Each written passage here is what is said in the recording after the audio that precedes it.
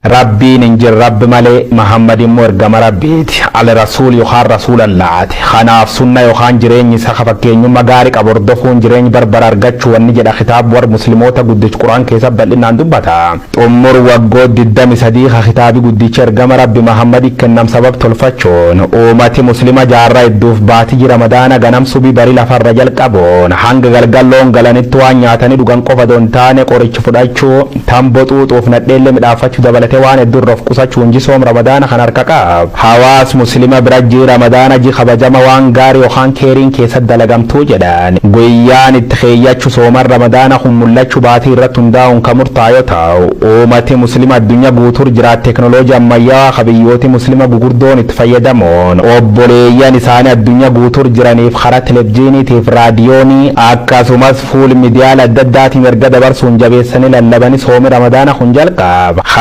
miidhama dhiifam gaafata hamiidham immoo dhiifam yaayyuu sii godhu kanaafuu yaayyuu siin jedhe jala fudhachuun guyyoo soddomaan ittaananiif rabbi kadhachaa guddaa kabajama kan obsaan dabar ramadaani barana kabar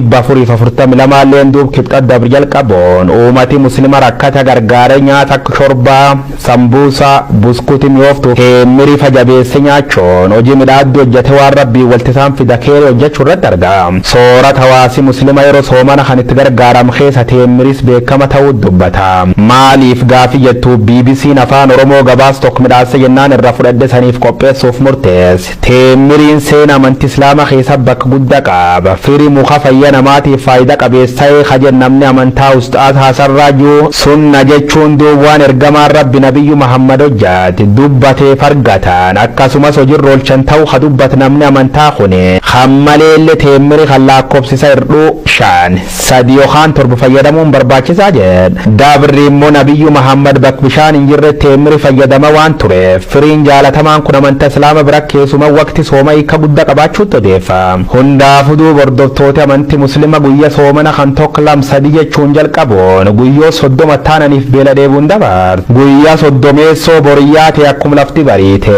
nama uffata waan waaqetti kenkeeyyachuun sirriitti qulqulleessanii faayamuun iddoo salaata dhaqanii rabbi galatoofat namu waan qabu waliin nyaate dhuga hararrallee yoo wal birbaaniif simu keessallee walti dubbatan haaloo babaaroo yookaan danaanaachuu caala iid mubaarak waliin jedhan akkan jechuun immoo iddiin kun iddee eebba kasaniif ta'u jechuu akka ta'etti himaama ayyaanni dalfaxirii hunduun marsi 1440 lammeessoo kabajamuuf guyyoo 28 taaf jii kun immoo kaseexanii guddaan muka jirta'uu nama hedduu gammachiifte jirti rabbiin isani laafisuutii jedhan ma anna adaduna qaliil lakin ash'uru ka anna adaduna kabir ربين انجر رب ملي محمد مرقم ربيت على رسول يخار رسول الله خناف سنة يخان جرين سخفكين مغارق أبردفون جرين بربر أرغتش ونجد خطاب ور مسلموتا قدش قرآن كيساب بلنا اندبتا أمر وقود الدم صديق خطابي قدش ارقم رب محمد كنم سبب تلفتشون أمتي مسلمة جارة الدوف باتي رمضان غنم سبي بري لفر رجل قبون حنق غلقلون غلانتوان ياتني دوغان قفا دونتاني قريش فدايشو تنبطوط وفنت ليلة مدافتشو دبلت waan heddurroof qusachuun jisoom ramadaana kan harka qaab hawaas muslima birajii ramadaana ji kabajama waan gaarii yookaan keeriin keessatti dalagamtuu jedhan guyyaan itti keeyyachu sooman ramadaana kun mul'achuu baatii irratti hundaa'uun kan murtaa'e yoo ta'u uummati muslima addunyaa guutuu jiraat teknooloojii ammayyaa kabiyyooti muslima gugurdoon itti fayyadamuun obboleeyyan isaanii addunyaa guutuu jiraniif karaa televiziyooniitiif raadiyoonii akkasumas fuul miidiyaa adda addaatiin erga dabarsuun jabeessanii lallabanii soomi ramadaana kun jalqaba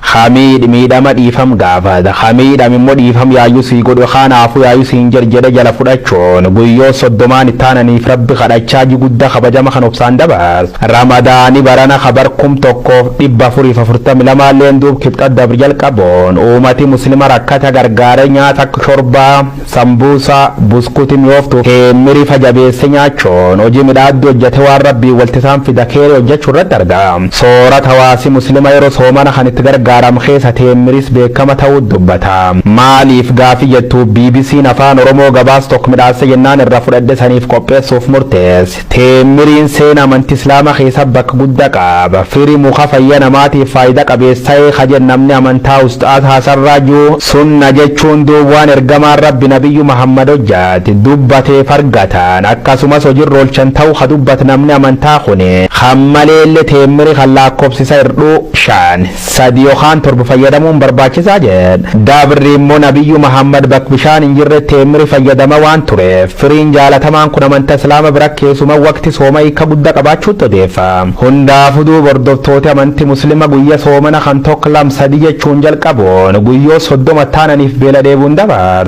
Guyyaa 30 boriyyaa ta'e akkuma lafti bariite nama uffata waan waaqitti kenkeeyyachuun sirriitti qulqulleessanii faayamuun iddoo salaata dhaqanii rabbi galatoofat. Namu waan qabu waliin nyaate dhuga hararrallee yoo wal birbaaniif simu keessallee walti dubbatan haaloo babaaroo yookaan danaanaachuu caala Eid Mubaarak waliin jedhan. Akkan jechuun immoo iddiin kun iddee eebba kasaniif ta'u jechuu akka ta'etti himaama. Ayyaanni dalfaxirii hunduun marsi 1440 lammeessoo kabajamuuf guyyoo 28 taaf. Jii kun immoo haseexanii guddaan muhajjir ta'uun nama hedduu gammachiifte jirti. Rabbiin isan laafisuutii jedhan.